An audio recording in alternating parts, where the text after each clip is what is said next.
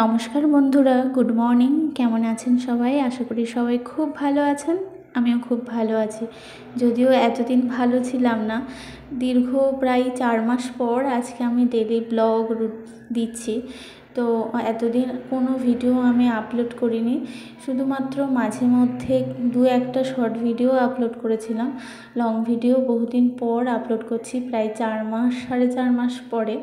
তো ভাবলাম আবার নতুন করে শুরু করি, তো সেই জন্য আজকে চলে এলাম ডেইলি রুটিন একটা ব্লগ নিয়ে। তো আশা করি আপনাদের সবার ভালো লাগবে, সবাই আবার আগের মতো আমার পাশে থাকবেন এই আশা করছি। এই নতুন আশা নিয়ে আবার নতুনভাবে কাজ শুরু করেছি, সবাই পাশে থাকলে ভালো লাগবে। সকাল 6:45-7টার সময় আজকে ঘুম থেকে উঠেছিলাম। ঘুম থেকে ওঠার পরে আমার হাজব্যান্ড চলে গেছে অফিসে, তো ওকে শুধুমাত্র সকালবেলায় চাটা করে দিয়েছিলাম, আর সকালে যে খাবারের জলটা আসে সেই জলটা ভরে রেখেছিলাম। আর কোনো কাজ করতে পারিনি, কোনো কাজই করা হয়নি। তো ভাবলাম আজকে ভিডিও করতে করতেই কাজগুলো সেরে নিই।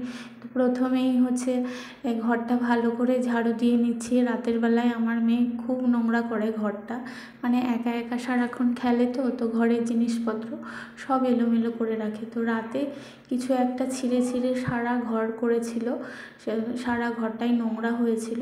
তো ঘরটা প্রথমে ঝাড় দিয়ে দিলাম। ঝাড়ু দেওয়ার পরে তারপরে রান্নাঘরে সকালে যে বরের জন্য চা করেছিলাম সেই চায়ের বাসনগুলো শুধু রয়েছে।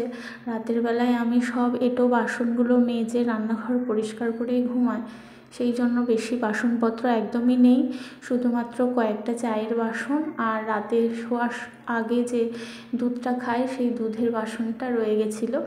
তো সেইগুলো আগে পরিষ্কার করে ধুয়ে নেব। ধুয়ে নেওয়ার পরে তারপরে হালকা হাতে একটু রান্নাঘরটা আর একটু মুছে নেব, উপরের স্ল্যাবটা আর কি। যদিও রাতের বেলায় মুছেই রাখি, তবুও আরেকবার একটু মুছে না নিলে সকালে ভালো লাগে না। বেশ কিছুদিন আমি অসুস্থ ছিলাম, এখনও আমি ভালোভাবে কন্টিনিউ কথা বললেই একটু হাঁপ লেগে যাচ্ছে, সেই জন্য কন্টিনিউ কথা বলতে পারছি না। ভয়েস দেওয়ার সময় একটু কষ্ট হয় আর কি কন্টিনিউ কথা বললে, তো মাঝে মাঝে থেমে থেমে আমি কথা বলছি। আর এখন দেখুন আমি রান্নাঘরে ক্লিন করে এসেছি, যেটুকু বাকি ছিল করার পরে তারপরে ঘরটা মুছে নেব। তো এখন সামার ভ্যাকেশন চলছে এখানে উত্তরাখণ্ডে আমার মেয়ের স্কুলে, আমাদের ওয়েস্ট বেঙ্গলে তো অনেক দিন আগে থেকেই প্রায় মে মাসের মাঝামাঝি থেকে না 1st-2nd উইক থেকে ভ্যাকেশন পড়ে গেছিলো, সামার ভ্যাকেশন। কিন্তু এখানে জুন মাসের 1 জুন থেকে আর কি সামার ভ্যাকেশন পড়ে।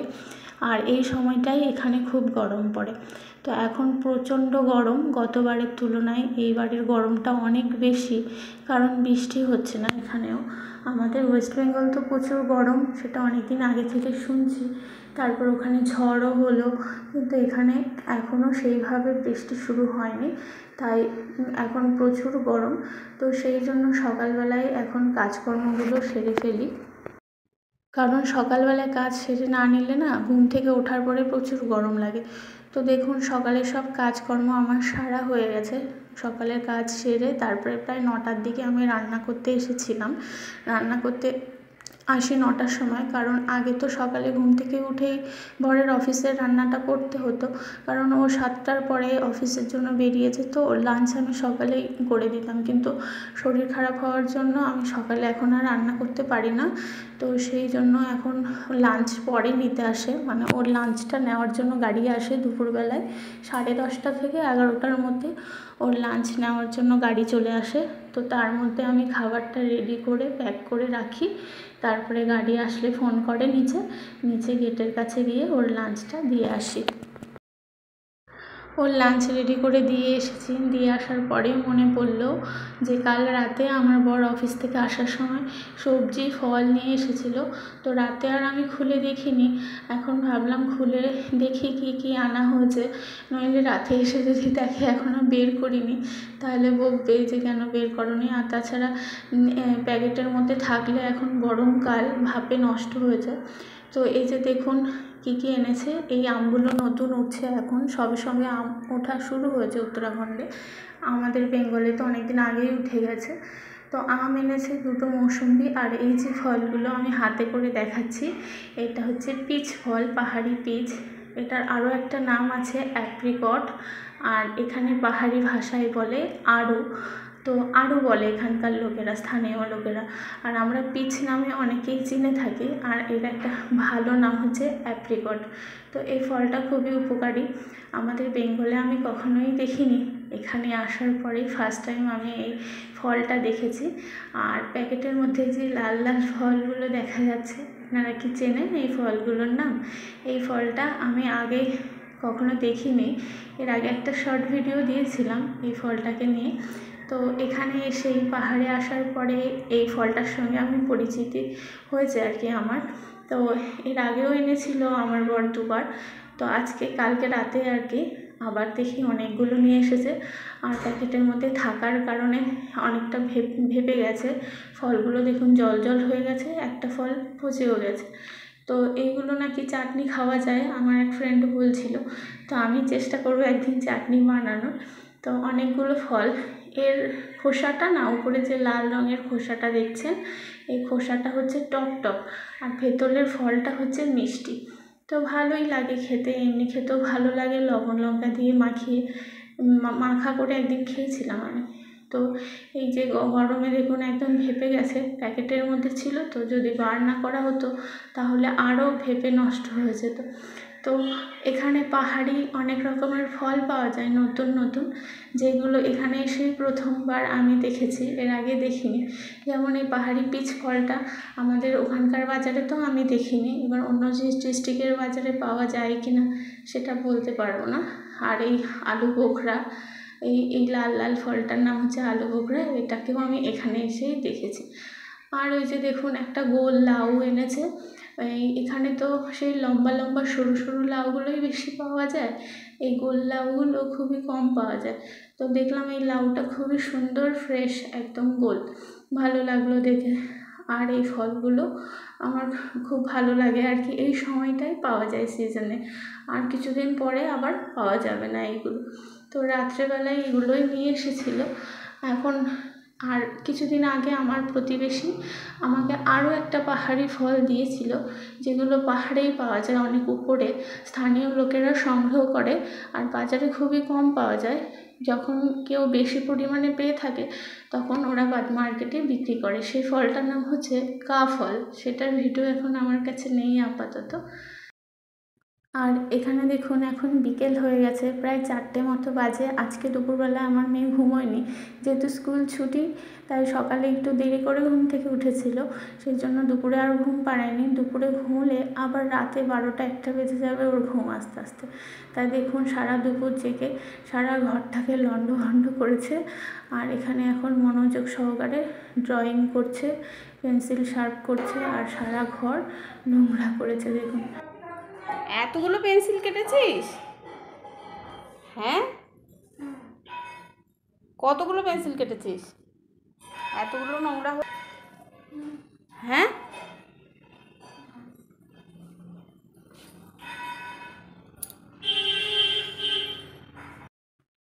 এখন বিকেল প্রায় 6টা মতো বেজে গেছে, এখানে অনেক দেরিতে সূর্য অস্ত যায়, প্রায় 7টা 7:30টার দিকে সন্ধ্যা হয়।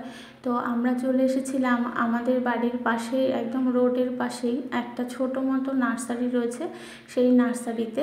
আসলে শীতের সময় আমি 2টো গাঁদা গাছ কিনেছিলাম, মানে টব সমেত 2টো গাঁদার চারা কিনেছিলাম।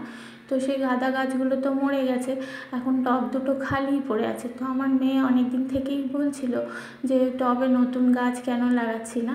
তো আজকাল করে করে আর নার্সারিতে আসাই হয়ে উঠছিল না। তো আজকে ভাবলাম যে ঘুরেই আসি, ঘরের পাশেই রয়েছে নার্সারিটা। তো চলে এসেছি এই নার্সারিতে, ভাবলাম এমন কিছু ফুল গাছ লাগাবো যেটা মানে সারা বছর থাকে, যে ফুলগুলো নষ্ট হবে না। গাঁদা গাছ যেমন শুধু শীতকালেই থাকে, তারপরে আবার নষ্ট হয়ে যায়। তো আমি ভাবলাম এমন গাছ লাগাবো যেটা সারা বছর থাকে। এখানে তো অনেক গাছ লাগানোর মতন পরিস্থিতি নেই। তো এই গার্ডেনে মানে এই নার্সারিতে এসে দেখলাম সেরকম ভালো গাছ নেই, যা গাছ আছে সব বড় বড় হয়ে গেছে আর কি।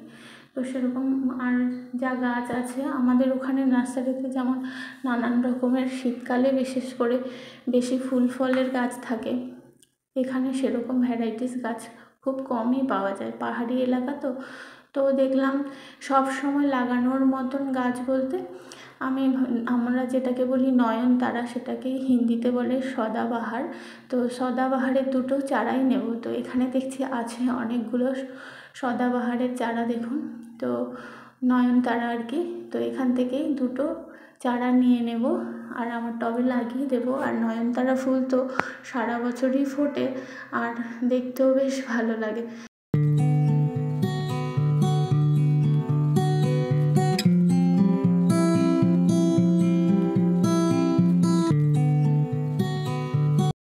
আমার মেয়েকে দেখুন, ও এই পুকুরটার ছোট্ট এখানে জল রয়েছে এক জায়গায় ফোয়ারা মতো, তো ওই পুকুরের পাশে গিয়েই দাঁড়িয়ে আছে আর আমাকে বারবার জিজ্ঞেস করছিল যে পুকুরে মাছ আছে কিনা।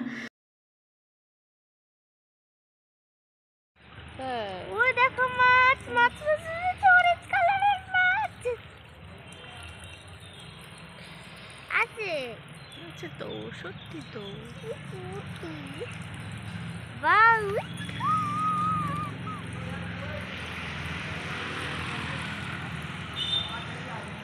সুন্দর না?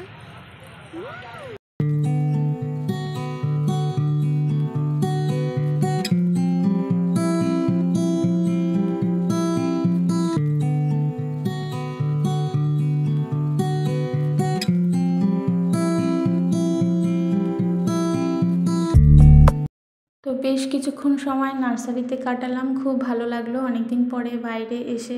আর দুটো নয়নতারা ফুল গাছ নিয়ে অবশেষে বাড়ির দিকে রওনা হয়েছি। আর দেখুন সূর্য একদম পশ্চিম আকাশে ঢলে গেছে আর একটু পরেই সন্ধ্যা নামবে। আজকের ব্লগটা এখানেই শেষ করছি। সবাই ভালো থাকবেন, সুস্থ থাকবেন।